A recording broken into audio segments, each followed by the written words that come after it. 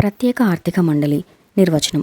SEZ అనేది పెట్టుబడిని ప్రోత్సహించడానికి మరియు ఉపాధిని సృష్టించడానికి వివిధ వ్యాపార మరియు వాణిజ్య చట్టాలను కలిగి ఉన్న దేశంలో డ్యూటీ ఫ్రీ ఎన్క్లేవ్. దేశంలోని పరిశ్రమలు, వాణిజ్య కార్యకలాపాలు మరియు విధులు మరియు సుంకాల ప్రయోజనం కోసం దీనిని విదేశీ భూభాగంగా పరిగణించాలి. నేపథ్యం: వ్యాపారాలు ఎదుర్కొంటున్న క్రింది అడ్డంకులను తొలగించడానికి 2000 సంవత్సరంలో మొదటిసారిగా పాలసీ ప్రకటించబడింది. ప్రాజెక్టు ప్రారంభించడానికి ముందు బహుళ నియంత్రణలు మరియు అనుమతులు పొందవలసి ఉంటుంది. పేలవమైన మౌలిక సదుపాయాలు, తక్కువ విదేశీ పెట్టుబడులు.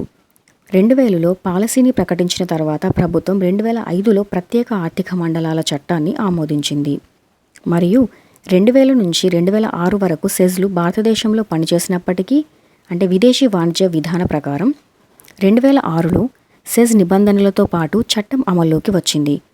కొన్ని ముఖ్యమైన లక్షణాలు: దిగుమతి లైసెన్స్ అవసరం లేదు. జోన్లో ఉన్న యూనిట్లు తప్పనిసరిగా 3 సంవత్సరాలలో నికర విదేశీ మారక ద్రవ్యాన్ని సంపాదించేవిగా మారాలి.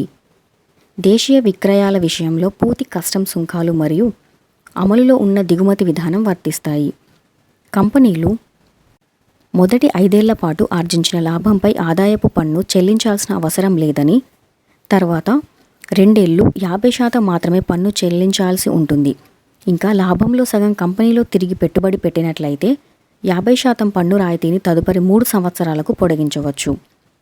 సెజ్ అభివృద్ధి కోసం ప్రాథమిక అవసరం ఏమిటంటే, సెజ్ యొక్క 25% విస్తీర్ణం ఎగుమతి సంబంధిత కార్యకలాపాలకు మాత్రమే ఉపయోగించాలి మరియు మిగిలిన 75% ప్రాంతాన్ని ఆర్థిక మరియు సామాజిక మౌలిక సదుపాయాల కోసం ఉపయోగించవచ్చు.